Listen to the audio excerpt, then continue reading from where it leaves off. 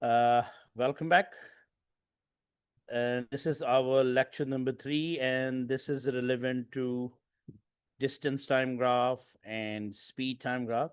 So let's proceed with that, and let's do some calculation relevant to that. So here we go. Here is a question which is right in front of you. You can see yourself that this is a question, and this is time on the x-axis and distance on the y-axis, right? So this is basically distance time graph. Now,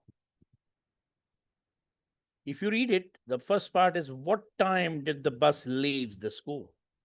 So it's very simple. This is a point where the bus leaves the school at 9 o'clock. Now, if you see the graph, I can just show you one thing. A straight line passing through the center, right? So which means that it has a speed, or you can say velocity, I can say speed, a constant speed graph, because body covers equal distance in equal intervals of time. So here is a constant speed. Then the distance is constant, which means body is at stationary, and then again some velocity or a speed that is constant. How can you find out the speed? We will do it in a few minutes. How far had they traveled when they stopped for picnic? So this is a point when they stop for the picnic. So how far it is? How far means where exactly, how far? So this point means 50 miles away. How long did they stop for? So from this point to this point, they are stopped for. This is 10, this is 10:30, which means 30 minutes. What time did they arrive to zoo? This is interesting because initially what happened, if you read it, they say distance time graph shows 8-day journey to the zoo. They stop for picnic on the way to the zoo.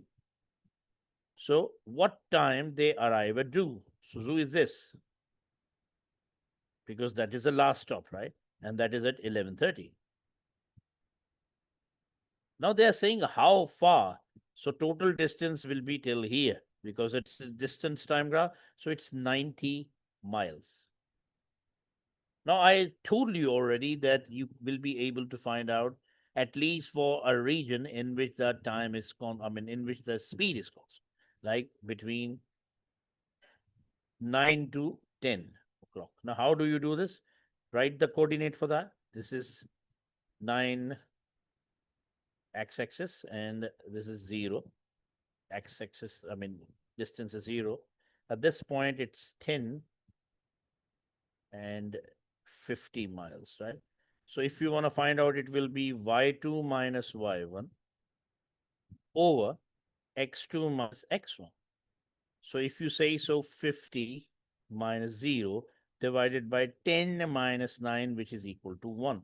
So during that period, the speed is 50 miles per hour, right? So this is how you find out the speed of it. Let's have another question. The second question is, you can see yourself, it's a full exercise which will be definitely provided to you. The second second question is this. Now, this is a whole graph, right? Now, this is interesting. Check it out. The first point or the first part of that question is, what time did Emma begins her journey? What is a time here? Now, if you check it out, it's somewhere in the middle. So it looked like 7:30. It is 7:30 a.m., right? Next is, how far was Emma from home at 8? 8 means here. This is the point. So home is this.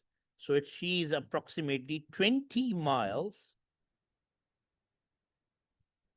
away from the home. How long did Emma stay at her grandmother's house? So Emma travels to her grandmother's house and back. So this is the grandmother's house. Why I can say that? Because afterwards there is a straight line, which means the body will be at rest, right? So how long she will be staying to her grandmother's house? If you check it out, it's 8:30, and this one is 10. So 10 minus 8:30 is 1 hour, 30 minutes. What time did Emma leave her grandmother's house? That is at 10 a.m. How far was Emma from home at 11:45? 11:45 means it's 1, 2, 3, 4, somewhere in the middle, 11:30, and this is 11:45. How far is she? So she's approximately nearly, because that is 5 and then 7.5. You can say 7.5 miles away from the home. How far did Emma travel in total? Now, this is interesting. She went for 40 miles per hour, and then she came back for further 40. So 40 plus 40 will be equal to 80 miles. 80 miles going and 80 miles coming. So this is the distance time graph. And if you want to find out the speed, the constant speed, you may to find out the same way as we have done this. The coordinates and then simply find it out. These are the full exercises relevant to that. I will do this one for you, and then the rest definitely you can take it as a homework, right? Now check this out. Ben drove 60 kilometers from his home to Liverpool. He stopped and visited his friend Tim on the way. Work out Ben's speed for the first part of this journey. Now they are asking you the speed, right? And his speed, how do you do this? These are the 2 points. So that is your 13, 0, and that point is 14, 30 kilometer, right? So this is hours, remember that, all right? So that will be 30 minus 0 divided by 14 minus 13, which is 1 hour. So in that period, the speed is 30 kilometers per hour. Now, if you want to convert this speed into meters per second, which is the standard SI unit, how will you do this? 30 multiplied by 1000. And for hours, it should be 1 hour is equal to 3600. So you will cut that, and definitely 3 10 the 30, 3 1 the 3 3 2 the 6, and that 100 divided by 12. You can further cut it. 2 5 the 10, 2 0 the 0, 2 6 the 12, 25 and 3. So its answer is 3 8 the 24, 8.3 meters per second. That is the average speed. You can find the speed in this area as well. How to do this? Let's do this. Right, the coordinate, this is 5 15 30, and that is 30. And what about that one? It's 17 hour and 60. So what to do? 60 minus 30 divided by, now it's 17 minus 15.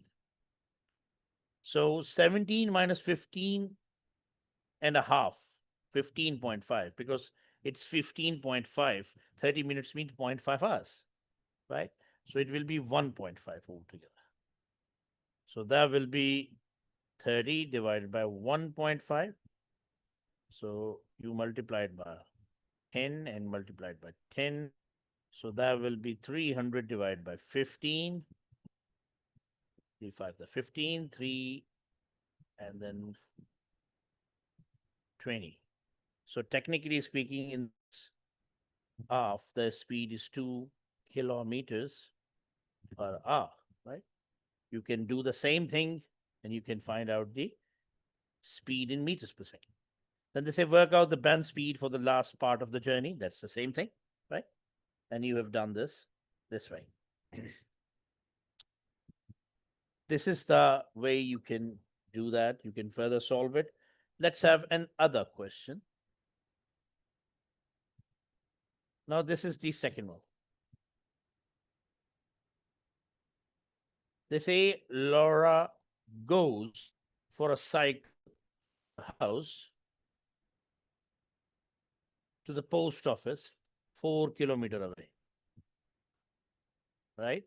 So, what is the point? Right.